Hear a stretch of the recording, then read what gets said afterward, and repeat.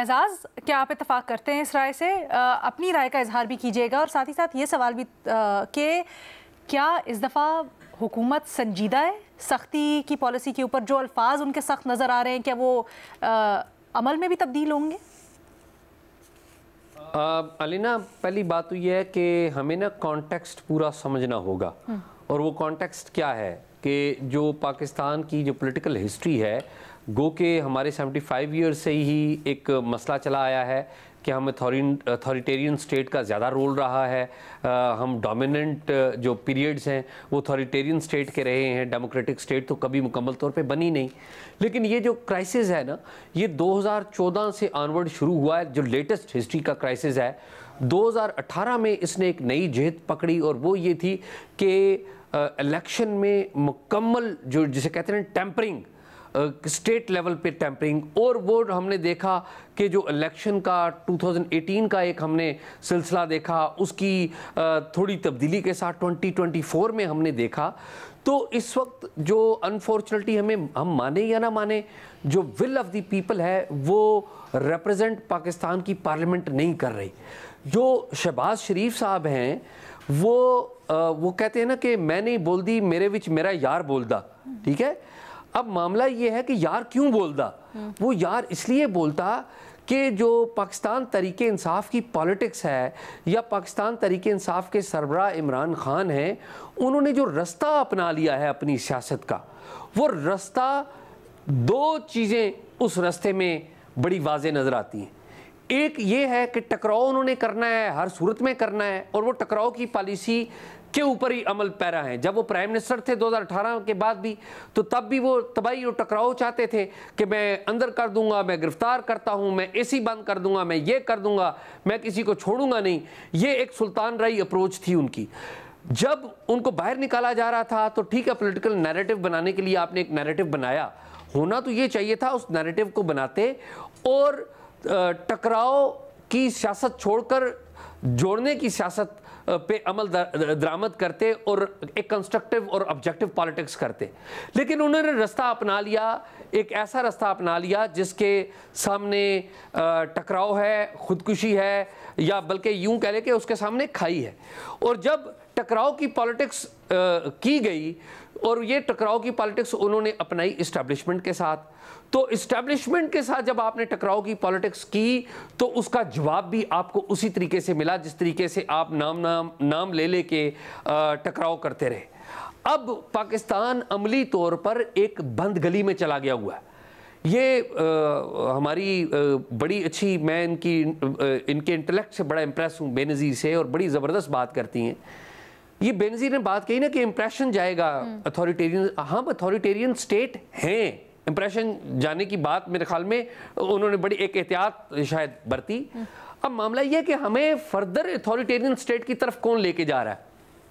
एक तो हमारी इस्टेब्लिशमेंट है जो कि थ्रू आउट एक उनका एक रोल रहा है, लेकिन उसमें हमारी पॉलिटिकल क्लास, और पॉलिटिकल क्लास में भी पर्टिकुलरली हमारे मारूफ लीडर इमरान खान, उनका बड़ा बहुत बुनियादी रोल है कि वो मुसलसल टकराव कर रहे हैं। मुसलसल वो चाहते हैं कि ईंट से ईंट बजा दी जाए, और ईंट से ईंट बज नहीं रही, क्योंकि ईंट से ईंट जब वो बजाने आते हैं तो जो सबसे ताकतवर हैं वो सरकार के साथ खड़े हैं और वो फिर ईंट से ईंट बजने नहीं दे रहे। यही बात मैंने और आपने देखी। आल्दो के पॉपुलर वोट में जाए तो शायद जो बानी पीटीआई है उनका वोट है। अब आगे अगर आप देखते हैं तो आपको एक चीज तो नजर आती है कि वो कह रहे हैं कि हम ना खेलेंगे और ना खेलने देंगे, यानी कि अगर हमें हुकूमत नहीं मिली तो हम आपको भी हुकूमत नहीं करने देंगे। वो इस बात की परवाह नहीं कर रहे कि पाकिस्तान माशी तौर पे बैंकरप्ट होने जा रहा है और फिर बाकी प्रॉब्लम्स फर्दर आगे बढ़ते रहेंगे। एक तो हम मौजूदा स्टेट ऑफ प्रॉब्लम में हैं और एक आगे। तो मेरा ये ख्याल है कि जो प्राइम मिनिस्टर ने ये जो बात कही है ना कि इन पर पाबंदी लग जानी चाहिए या जो इम्प्लाई किया, ये प्राइम मिनिस्टर नहीं बोल रहे, ये पीछे एक पूरी सोच है। आप देखिए, बलोचिस्तान असम्बली ने एक करारदाद मंजूर की है। बलोचिस्तान की जो असम्बली है वहां से करारदाद मंजूर होना कि इस जमात के ऊपर पाबंदी लगाए बड़ा मानी खेज है, याद रखिए। और उसी करारदाद का एक और डुप्लीकेट जो है, बिल्कुल उसी तरह की करारदाद पंजाब असम्बली में भी जमा करा दी गई है। तो अब ये चीज़ें आहिस्ता आहिस्ता इस तरफ बढ़ने लग पड़ी हैं कि हम इस जमात के ऊपर पाबंदी लगा दें, और शायद ये उस तरफ चीज़ें रुख कर रही हैं, लगे या ना लगे एक अलग बात है, लेकिन अगेन आप इस जमात के ऊपर पाबंदी भी लगा दें, इनकी सियासत दुरुस्त नहीं, तबाही की सियासत भी है, क्या पाबंदी लगाने के बाद मसला हल हो जाएगा? असल बात तो ये है कि आप पाबंदी लगाने की बात करें, फर्ज कर लें पाबंदी लगा भी दें, आप लगा सकते हैं, उसके असूल अखलाकियात छोड़ दीजिए, ये पावर की लड़ाई है। पावर में जब लड़ाई होती है तो फिर वो कहते हैं ना, everything is justified in love and war. जी, fair and love and war. तो अब ये वॉर की सी सिचुएशन है, यहाँ पे पाबंदी भी लग जाए, जरा उस सिनेरियो को देख लीजिए। तो पाबंदी भी लगने के बाद क्या ये जो तनाज़ा कॉन्फ्लिक्ट पाकिस्तान की रियासत में एक अपने अरूज के ऊपर पहुंचा, ये हल हो जाएगा? Answer is no, unfortunately big no. क्या खान साहब और पीटीआई दुरुस्त सियासत करें? Answer is no. प्रॉब्लम यह है कि हम आहिस्ता आहिस्ता बढ़ते जा रहे हैं एक बड़े हेड ऑन कंक्लूजन की तरफ। अच्छा, जब तक हमारी इस्टेब्लिशमेंट मजबूत है, जब तक ये पॉलिटिकल क्लास इस्टेब्लिशमेंट के साथ है, इनका इख्तियार है, ये चीज़ें संभाल के रखेंगे, ये डिफ्यूज़ करते रहेंगे। लेकिन कोई एक वाकया, मुशर्रफ साहब कितने मजबूत थे, आपने और मैंने देखा ना, कितने मजबूत थे। एक वाकया हुआ 9 मार्च का, और फिर वो जिसे कहते हैं ना, आहिस्ता आहिस्ता वो आपके हाथ से इक़्तिदार मुट्ठी से जिस तरह रेत निकलती है उस तरह निकल गया।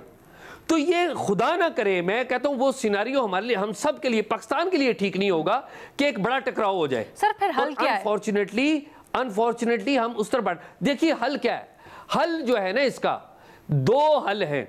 एक तो है पॉलिटिकल क्लास का कि पॉलिटिकल क्लास बैठ के निकाले, वो नहीं निकाल रही, और ना निकालने की वजह सिर्फ एक साहब हैं, वो जनाब इमरान खान साहब हैं, क्योंकि वो कहते हैं कि सारी ईमानदारी, सारी जो विजन है, सारा इंटेलेक्ट है सिर्फ उनके पास है। वो कहते हैं बाकी सारे चोर हैं, डाकू हैं, वो तो बैठने के लिए तैयार नहीं है। तो मतलब ये कि पॉलिटिकल क्लास को तो आप साइड पे रख दें। शहबाज शरीफ साहब का इतना विजन नहीं है कि वो कर सके। नवाज शरीफ साहब के ऊपर मुझे पूरी है कि उनके पास है, लेकिन वो कोई अभी कदम नहीं ले रहे, उसके बहुत सारी वजूहत है, उनकी बेटी वजीर आला है, सब कुछ है, और चीज़ें, वो नवाज शरीफ साहब तो नजर ही नहीं आ रहे। लेकिन आप ये कहें कि उनका विजन है, तो मैं कहूँगा बिल्कुल है, तजर्बा है। अब आखिरी बात, एक बात रह गई, मैं बिल्कुल एक रियलिटी की बात करूं। रियलिटी ये है कि जो सबसे ज्यादा ताकतवर है वो अगर कदम उठाए और वो समझे कि ये चीजें, हमने पाकिस्तान को एक ट्रू डेमोक्रेटिक फोर्स बनाना है, और वो सबके साथ बैठे और बता दे कि भाईजान ये होगा, ये नहीं होगा, हमारा ये रोल है, हम ये स्टेप बैक करते हैं, आप ये चलाएं, बिल्कुल चलाएं, हम आपको पूरा सपोर्ट करते हैं। मुझे इसके अलावा कोई तीसरा, यानी कि एक तो नजर आ रहा है विजिबल एक्सीडेंट, तो नजर आ रहा है ना, बिल्कुल तबाही तो विजिबल नजर आ रही है, आज होती है, साल बाद होती है, 2 साल बाद होती है। दूसरी जो चीज नजर नहीं आ रही वो पॉलिटिकल कंसेंसस नजर नहीं आ रहा। और ये जो मैंने बात की है ये भी अगेन एक आइडियलिज्म के ऊपर बात की है। आप कहना चाह रहे हैं कि इफ़हाम तफहीम का रास्ता, लेकिन हुकूमत नहीं, जो ताकतवर हल्के यानी रियासत को ये इफ़हाम तफहीम से सॉल्व करना चाहिए, ऐसा ही है? इसलिए कि 2 सूबों में जो हमारी इस्टेब्लिशमेंट है वो पॉपुलर नहीं रही। पंजाब में भी एस्टैब्लिशमेंट की पॉलिटिकल हेजमनी टूट गई है। सिंध में एक वजीर आजम फांसी लगा है और सिंध की एक वजीर आजम पिंडी में कत्ल हुई है, तो पॉलिटिकल हेजमनी सिंध में तस्लीम नहीं एस्टैब्लिशमेंट की जाती। तो मेरा ये ख्याल है कि ये एक विजडम का मुजाहरा करके सबको बिठाया जाए, सबको एक जगह बिठाया जाए।